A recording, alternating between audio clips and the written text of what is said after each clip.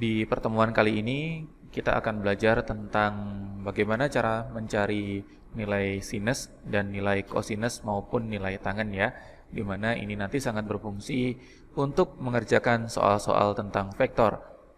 Yang pertama-tama kita harus mengetahui ya sudut-sudut istimewa. Sudut istimewa itu dimulai dari 0, kemudian ada 30, kemudian 45 ya, kemudian ada 60, kemudian 90, kemudian 120, kemudian 135 dan seterusnya. Yang jelas untuk polanya itu seperti ini ya. Ini ke sini ditambah dengan 30, kemudian ditambah dengan 15, ditambah dengan 15, ditambah 30, ditambah lagi dengan 30, ditambah 15 dan seterusnya ya. Jadi 22.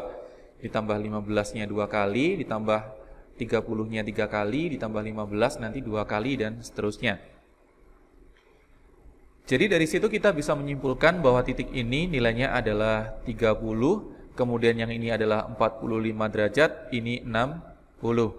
Sedangkan sudut ini adalah 120, sudut ini adalah 135 dan seterusnya. Nah, sekarang dari grafik ini kita akan bisa menentukan berapakah nilai dari sin misalkan 30 derajat ya. Nilai sin 30 derajat kita urutkan ke sini, berhenti di setengah. Jadi sin 30 derajat nilainya sama dengan setengah.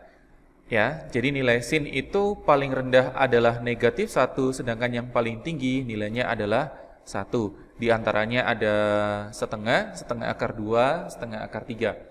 Sebenarnya di sebelah bawah juga ada ya. Kalau di bawah nanti ada negatif setengah, kemudian ada negatif setengah akar 2 dan min setengah akar 3. Oke. Kemudian kalau grafiknya kosinus itu dia berbentuk seperti ini ya. Dia akan turun di sini ya, di 90 nanti dia akan turun dan akan berlembah di 180. Kemudian nanti akan naik kembali ya. Di sini kemudian berhenti di 360 derajat. Jadi kalau misalkan ditanyakan berapakah nilai dari cos 30 derajat, maka jawabannya adalah setengah akar 3 ya. Jadi kalau yang ditanyakan adalah nilai tangen, kebetulan ya nilainya tangen itu adalah sin dibagi dengan cos. Jadi kalau yang ditanyakan adalah berapakah nilai dari tangen 30 derajat, maka kita bisa mencari menggunakan sin 30 derajat dibagi dengan cos 30 derajat. Jadi kalau kita masukkan sin 30 itu adalah setengah, cos 30-nya adalah setengah akar 3, ini kita coret setengahnya ya, akan ditemukan 1 per akar 3. Kalau ini kita kalikan dengan sekawan, akar 3 per akar 3, maka akan didapatkan nilai 1/3 akar 3. Jadi itu adalah nilai dari tan 30 derajat.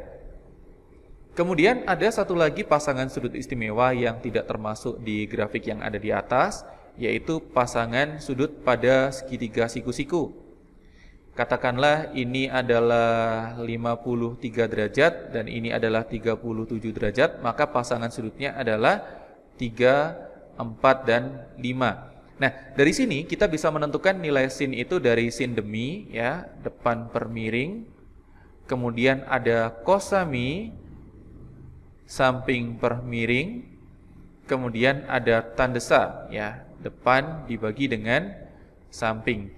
Nah, contohnya nih, kalau misalkan berapakah nilai dari sin 53 ya, sin 53 berarti 53-nya ini karena sin itu adalah depan per samping, depannya adalah 4 ya, dibagi dengan miringnya adalah 5, jadi 4 per 5. Atau kalau kita jadikan ke desimal akan ketemu 0,8.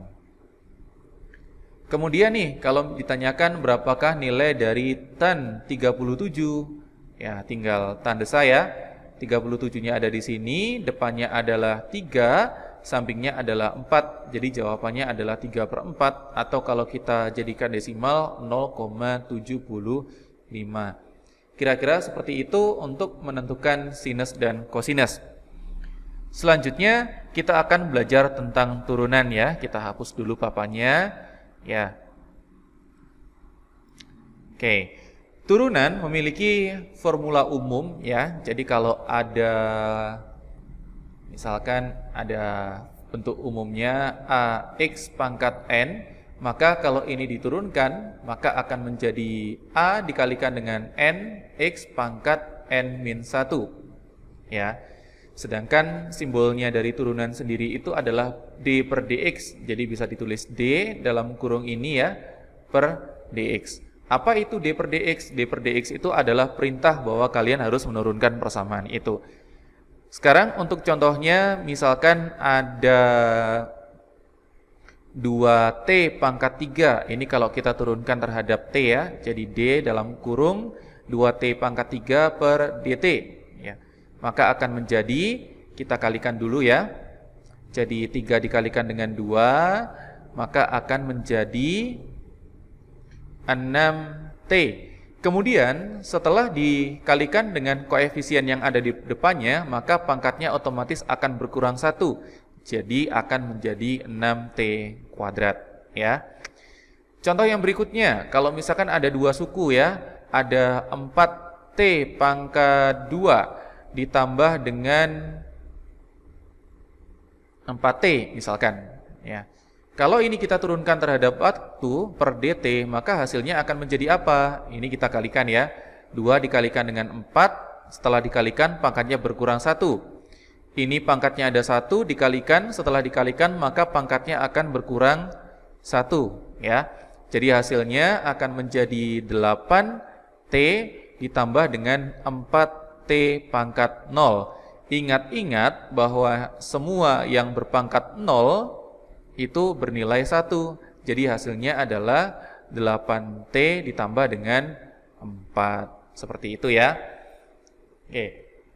Kemudian nih, kalau misalkan ada persamaan posisi ya, persamaan posisi itu bisa dituliskan kira-kira seperti ini ya. Posisi sama dengan 8T pangkat 3 ditambah dengan 2T kuadrat. Ini ada istilah itopi ya. Itopi itu maksudnya dia searah dengan sumbu X. Ditambah dengan 2T plus 2. Ini J topi. Kemudian kita disuruh menurunkan ya. Posisi itu kalau kita turunkan maka akan otomatis berubah menjadi fungsi kecepatan. Nah, ini kita turunkan, kita tuliskan dulu perintahnya. D dalam kurung 8T pangkat 3 plus 2T kuadrat I topi ditambah dengan 2T plus 2 J topi ya per DT. Nah, di sini kita kasih kurung siku ya untuk pemisah karena di dalamnya sudah ada dalam kurung. Sekarang kalau seperti ini maka kita tinggal turunkan satu-satu. Jadi pertama kali 3 dikalikan dengan 8 ya, berkurang 1. 2-nya dikalikan dengan 2, berkurang 1. 1 dikalikan dengan 2, berkurang 1. Nah, di sini ada konstanta. Konstanta itu adalah angka tanpa variabel ya. Kalau tidak ada variabel ketika diturunkan maka dia lenyap menjadi 0 alias tidak perlu kita tuliskan. Sekarang kita urut dari kiri, 3 dikalikan 8 ketemu 24T pangkat 2 karena pangkatnya berkurang 1 ditambah dengan 4T ya.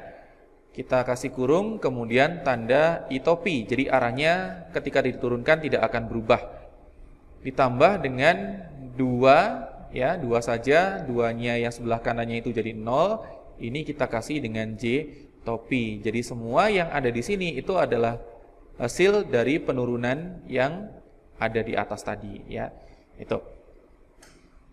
Jadi kira-kira seperti itu bagaimana cara kita menurunkan ya. Nanti kalau ada pertanyaan kalian bisa tanyakan. Kemudian menyangkut tentang arah I dan J topi itu ya. Itu seperti ini. Jadi maksudnya kalau misalkan ada yang masih bingung, ada posisi contoh ya. 4I topi ditambah dengan 3J topi. Nah, kalau seperti ini maka kita bisa gambarkan. Ini kan 4I topi ya. I topi itu artinya dia searah dengan sumbu X, berarti letaknya ada di sini 4-nya. Kemudian untuk yang sumbu Y itu yang sumbu Y kan J topi itu ya. Berarti ada 3 searah dengan sumbu Y, ini yang Y. Kemudian kita bisa tarik garis putus-putus dari 3 ya, kemudian ke 4. Nah, kemudian untuk resultannya kita tarik dari 0,0 ini pangkalnya menuju ke titik pertemuan. Kita garis red, ya agak lurus ya. Ini adalah vektor posisinya. Kemudian ada satu lagi istilah yang baru, yaitu besarnya vektor. Kalau ini kan arahnya ya, vektornya sendiri. Kalau besarnya vektor itu disimbolkan dengan tanda mutlak. Ini bisa kita cari dengan cara mencari panjang garis miringnya ini. Caranya gimana? Kita bisa menggunakan teorema Pythagoras ya. Oke, teorema Pythagoras itu dari sini ke sini, ya ini kan ada segitiga ya. Ini ke sini panjangnya adalah 4, ini ke sini panjangnya adalah 3, maka besarnya vektornya kita cari menggunakan 4 kuadrat ditambah dengan 3 kuadrat. Jadi akan sama dengan akar 16 ditambah dengan 9 ketemu sama dengan akar 25, hasil akhirnya adalah 5. Oke, kira-kira seperti itu. Kalau kalian ada pertanyaan lagi, nanti bisa ditanyakan ke WhatsApp ya. Thank you.